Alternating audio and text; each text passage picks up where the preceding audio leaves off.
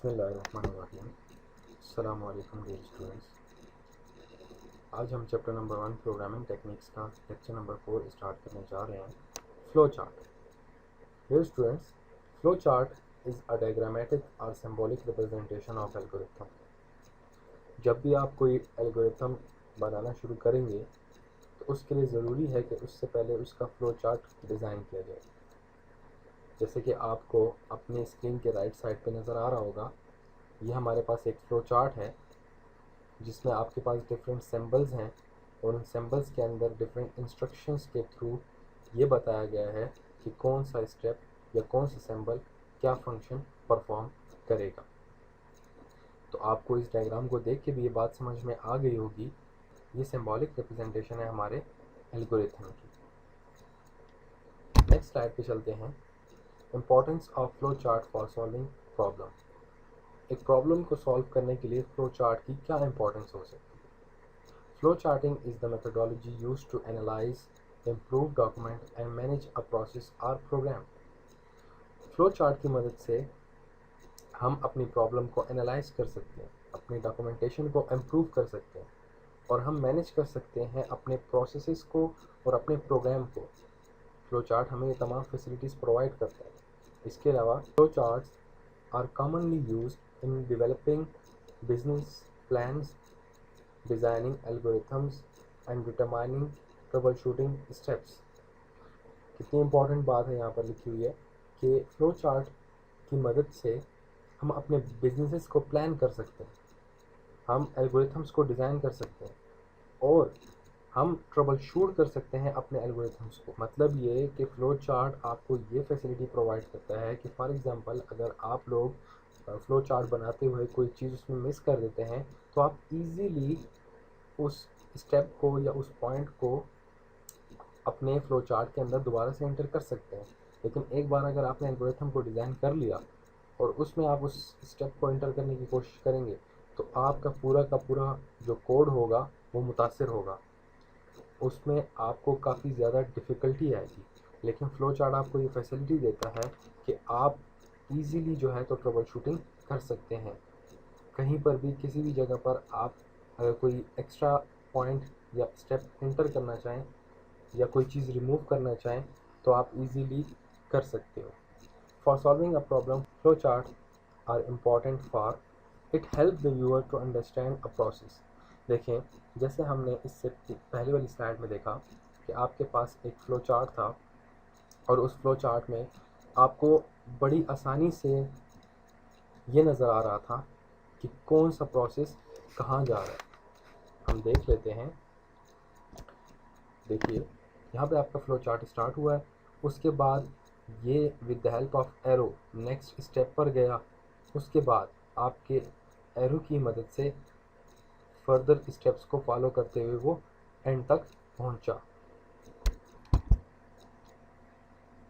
Showing the required input and output. इसके अलावा आपका फ्लो चार्ट आपको आपके रिक्वायर्ड इनपुट और आउटपुट को भी शो करता है। Understanding of relationship among different process steps. Her process के दरमियान में जो रिलेशनशिप है आपका फ्लो चार्ट वो भी आपको इजीली शो करके बता देता है। हेल्पिंग विद डिसीजन मेकिंग, आप इजीली डिसीजन मेकिंग कर सकते हैं अपने फ्लो चार्ट की मदद से।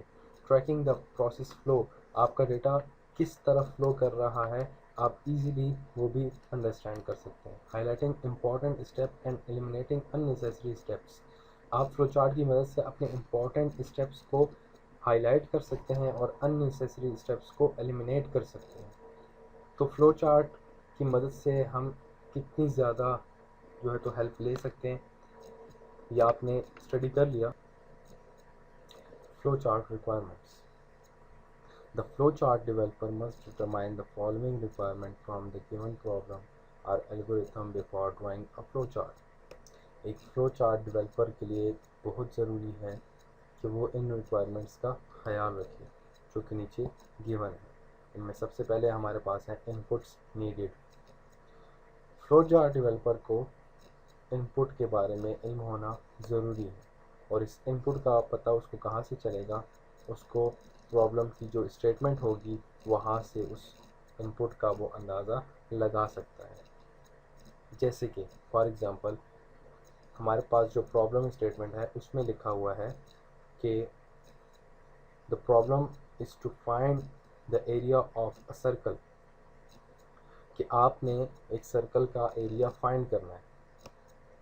तो एरिया जो आप सर्कल का फाइंड करेंगे उसके लिए ज़रूरी क्या है कि आपके पास रेडियस होना चाहिए। जब तक आपके पास रेडियस नहीं होगा आप किसी भी सर्कल का एरिया फाइंड नहीं कर सकते।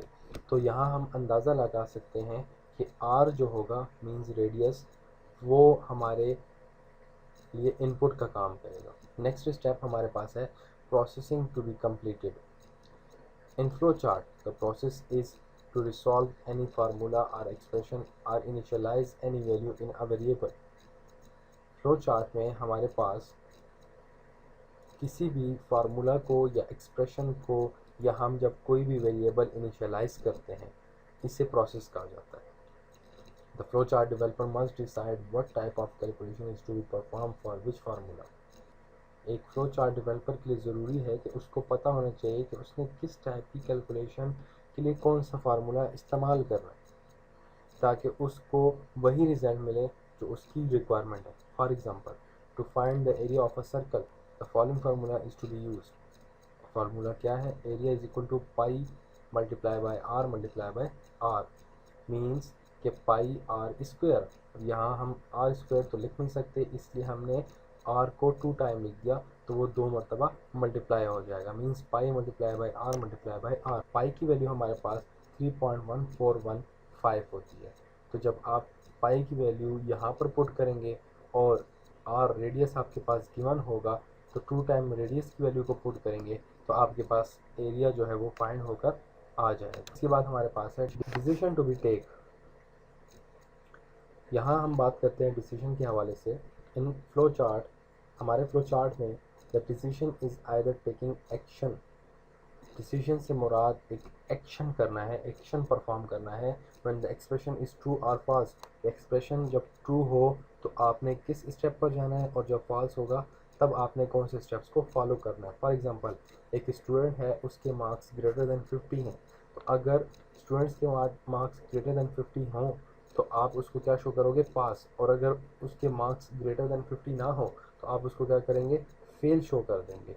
तो डिसीजन मेकिंग की जिम्मेदारी भी हमारे पास जो है तो वो फ्लो चार्ट पर आ जाती है। Output to be provided, output is result, the flow chart must provide the required output in the and.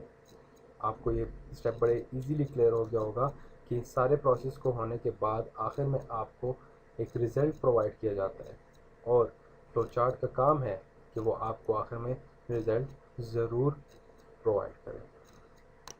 इसके बाद हमारे पास है flow chart symbols. Flow chart use special shapes to represent different type of actions or steps in an algorithm. These are called flow chart symbols.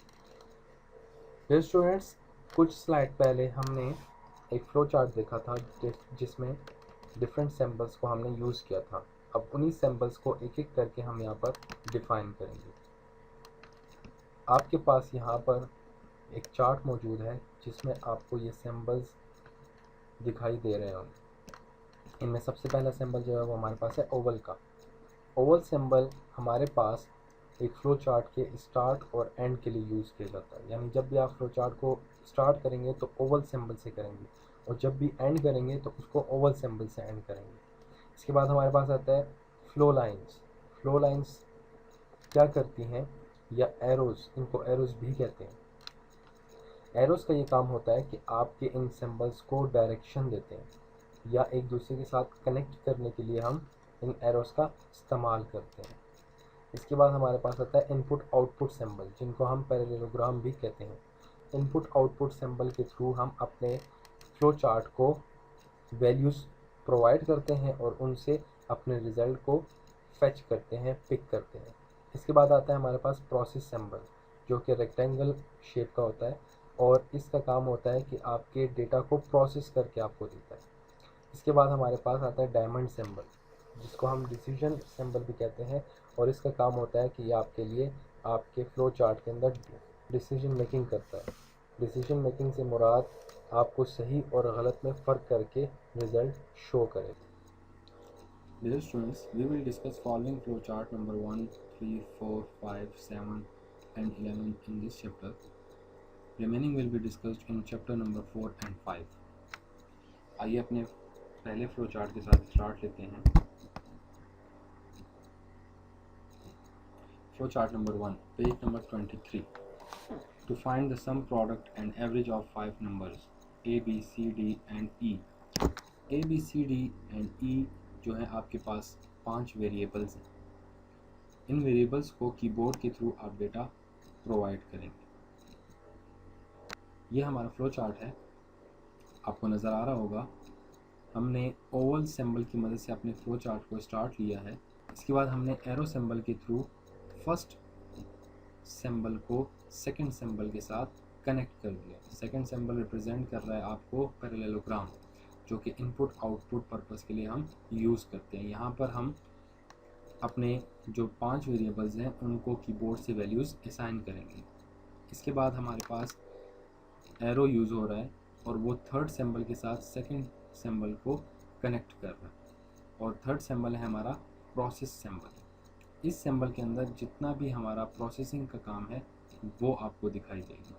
जैसे कि sum is equal to a plus B plus C plus D plus E, मतलब इन 5 variables के अंदर मौजूद जो data है, जो नंबर्स हैं, उनको प्लस करके इस सम वेरिएबल के अंदर सेव कर दो। इसके बाद हमारे पास प्रो एक वेरिएबल है जो कि इन 5 सिंबल्स के अंदर मौजूद डेटा को मल्टीप्लाई करता है और उसको प्रो के अंदर सेव करता है। इसके बाद एवरेज का जो फार्मूला है वो है हमारे पास सम डिवाइड बाय 5, मतलब ये कि इन 5 नंबर्स को आपने प्लस किया और उसका रिजल्ट आपने सेव कर दिया सम के अंदर। ठीक है, तो इस सम को हमने लिख लेना है। और फिर जो हमारे पास ये टोटल नंबर्स हैं कितने, ये हमारे पास कितने नंबर हैं, 1 2 3 4 5, मतलब इन नंबर्स को प्लस करके जो इनका सम है उसको डिवाइड कर दो इन टोटल नंबर्स पर कि टोटल नंबर कितने हैं। तो टोटल नंबर हमारे पास कितने हैं, 5। तो हमने सम को डिवाइड कर दिया 5 पे। इसके बाद हमने एरो की मदद से अपने फोर्थ सिंबल को थर्ड सिंबल के साथ कनेक्ट किया। फोर्थ सिंबल हमारे पास जो है वो है पैरेललोग्राम का, जो कि हमारे पास आउटपुट का काम कर रहा है और इसमें हम अपने सम, प्रोडक्ट और एवरेज को शो कर देंगे। आफ्टर दैट हम एरो की मदद से अपने आखिरी सिंबल को जो है तो फोर्थ सिंबल के साथ कनेक्ट करेंगे और आखिरी सिंबल हमारा क्या होगा, स्टॉप, मीन्स कि यहाँ पर हमारा फ्लो चार्ट स्टॉप हो गया। Flow chart number 5, page number 26। To find the area a एक वेरिएबल है जो कि एरिया को रिप्रेजेंट करेगा ऑफ द ट्राइंगल। एक ट्राइंगल का एरिया हमने फाइंड करना है। Where b is the length of the base of the triangle. यहाँ हमारे पास बी जो है वो हमारे ट्राइंगल की लेंथ को डिफाइन कर रहा है और एच हमारे पास हाइट डिफाइन कर रहा है हमारे ट्राइंगल की। आइए फ्लो चार्ट को देखते हैं। आपको फ्लो चार्ट के सिंबल्स तो इंशाल्लाह समझ में आ गए होंगे। यहाँ हम इस फ्लो चार्ट को डिस्कस कर लेते हैं। सबसे पहले आप स्टार्ट लोगे थ्रू ओवल सिंबल, इसके बाद आप फ्लो लाइंस के ज़रिए अपने सेकंड सिंबल के साथ कनेक्ट करेंगे फर्स्ट सिंबल को और यहाँ पर आप input b and h, b and h means कि आप बेस और हाइट को इंटर करेंगे। आप अपने ट्राइंगल की बेस और उसकी जो हाइट है उसकी वैल्यूज़ को कीबोर्ड से इनपुट करेंगे और वो यहाँ आकर अपने अपने वेरिएबल में सेव हो जाएंगी। इसके बाद आपके पास एरिया को फाइंड करने का फार्मूला है A is equal to B multiply by H divide by 2, मतलब इन दोनों वैल्यूज़ को आपस में मल्टीप्लाई करो और डिवाइड कर दो 2 पे। ये सिंबल आपके पास प्रोसेस सिंबल है जो कि आपके लिए इस फार्मूला को प्रोसेस करेगा। इसके बाद आपके पास पैरेललोग्राम का सिंबल है जो कि आपको आपका आउटपुट शो करेगा और इसके बाद आप अपने फ्लो चार्ट को यहाँ पर लास्ट स्टेप पे स्टॉप कर देंगे। तो डियर स्टूडेंट्स, उम्मीद है कि आपको यहाँ तक बहुत अच्छे से समझ आ गई होगी। आपका जो होमवर्क है वो ये है कि आपने इन तमाम फ्लो चार्ट्स की प्रैक्टिस करनी है। आपको स्क्रीन पे नज़र आ रहा होगा 1 3 4 5 7 और 11। कम से कम 5-5 मरतबा इनको प्रैक्टिस करें, सिंबल्स को जानने की कोशिश करें और प्रैक्टिस करेंगे तो इंशाल्लाह प्रोग्रामिंग और फ्लो चार्ट आपको समझ में आएंगे। इंशाल्लाह नेक्स्ट लेक्चर में मिलेंगे, तब तक के लिए अल्लाह हाफ़िज़।